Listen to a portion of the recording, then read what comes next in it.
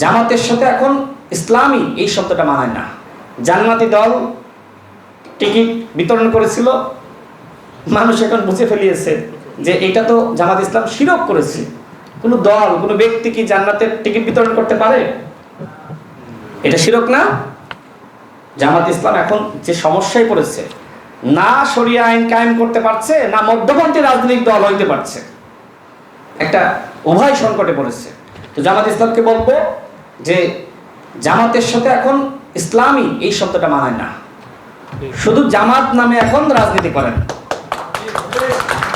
ইসলাম কায়েম করতে আপনারা পারবেন না। এবং এই ইসলাম শব্দটা দলের নামের সাথে রেখে আপনারা জনগণের সাথে মুনাফিকি করতেছেন। দেখেন, একটা ইসলামিক দল যদি বাংলাদেশে প্রকৃতপক্ষে শরিয়া আইন কায়েম করতে চায়, এই অধিকার তার আছে, সংবিধান তাকে এই চর্চার অধিকার দিয়েছে। যারা বাংলাদেশে ইসলামিক দল আছে, যারা প্রকৃতপক্ষে শরিয়া আইন কায়েম করতে চায়, আমি তাদেরকে সাধুবাদ জানাই, এই অধিকার তার আছে। কিন্তু আমাদের যাদের ধর্ম ইসলাম, এই ইসলামকে পণ্য হিসেবে যারা বিক্রি করতে চায়, মুনাফিকি করতে চায়, আমরা কি সেটা মানতে পারি, গ্রহণ করতে পারি? জনগণ কিন্তু তার দাঁত ভাঙা জবাব দিবে। এরপরে জান্নাতের টিকিট যদি বিক্রি করতে যান, জনগণ কিন্তু ঝাঁটা বারুন দিয়ে ঝেঁটিয়ে বিদায় করবে। এই জান্নাতের টিকিট এইটা পাবলিক জনগণ খায় নাই। আপনারা জুলাই গণঅভ্যুত্থানের এত বড় শক্তি, তাই না?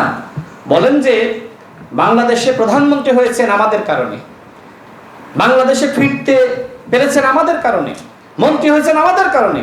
তো আপনাদের এত বড় অবদান, জনগণ কেন আপনাদেরকে ভোট দিয়ে ক্ষমতায় বসাইল না? বলেন আমাকে। আর বিএনপির ভূমিকা নাই, বিএনপিকে মানুষ ভোট দিল, ক্ষমতায় বসাইলো, জনগণ আপনাদের সাথে মুনাফিকি করেছে, তাই তো বলবেন? আমার মনে হয় এটাই বলবে তারা। দেখেন, বিএনপি জুলাইয়ের পথে আছে। বিএনপি দল হিসেবে জুলাইকে ধারণ করে, বিএনপি আগেই বলেছিল স্বাক্ষরিত জুলাই জাতীয় সনদের পুরোটাই বাস্তবায়ন করব। এখনো বলছে, আমাদের মাননীয় প্রধানমন্ত্রী বলছেন স্বাক্ষরিত জুলাই জাতীয় সনদের পুরোটাই তিনি বাস্তবায়ন করবেন। আমি এতটুকু স্পষ্ট করতে চাই, ইনশাল্লাহ বিএনপি সরকারের মেয়াদে স্বাক্ষরিত জুলাই জাতীয় সনদ বাস্তবায়ন এবং গণহত্যার বিচার হবে।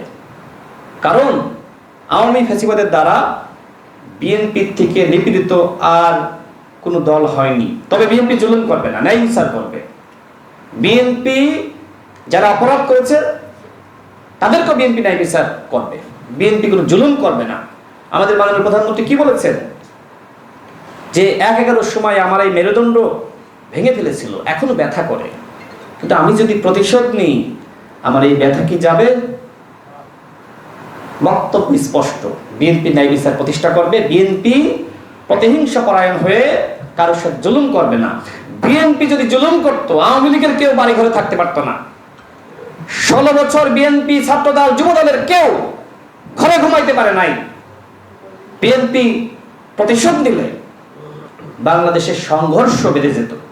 আমাদের মাননীয় প্রধানমন্ত্রী যদি জানেন যে আমরা নিপীড়নের শিকার হয়েছি, কিন্তু আমরা এখন জয়ী হয়েছি, অভ্যুত্থান জয়ী হয়েছে, এরপরে আমাদেরকে যথেষ্ট ধৈর্য ধারণ করতে হবে।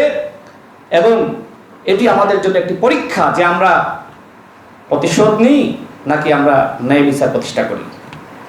আমাদের মাননীয় প্রধানমন্ত্রীর যে আচরণ, বক্তব্য, ব্যবহার, আমি মনে করি যে তার সাথে একবার যে কথা বলার সুযোগ পেয়েছে তার প্রতি মুগ্ধ হয়েছে। তিনি এমন একজন আন্তরিক মানুষ। এই সচিবালয় থেকে খাবারের বিল কমিয়েছেন, আগে 4 ভাগ থাকলে এখন 1 ভাগ করেছেন। তার চলাফেরা অত্যন্ত সাধারণ। তিনি গাড়ি নিয়ে হঠাৎ বের হয়ে যান, শহরের কি অবস্থা, কোথায় কি আবর্জনা আছে, সবকিছু ঠিকঠাক আছে কি না দেখার জন্য নিজেই বের হয়ে যান। তিনি এই যে জনগণের সাথে জেমে চড়ে আমাদের সাথে যান।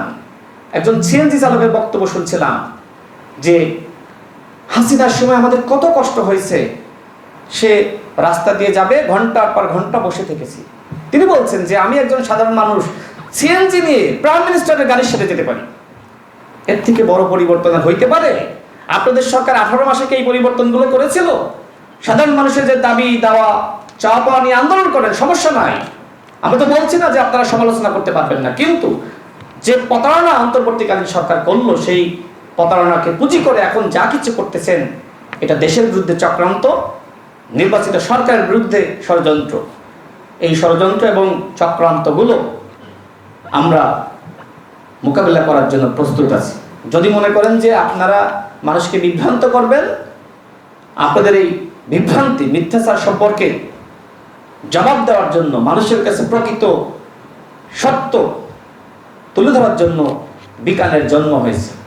আমি বিকানকে সাধুবাদ জানাই যে তারা এ ধরনের আলোচনা করেছে। আমি বিকানের সাথে সম্পৃক্ত আছি।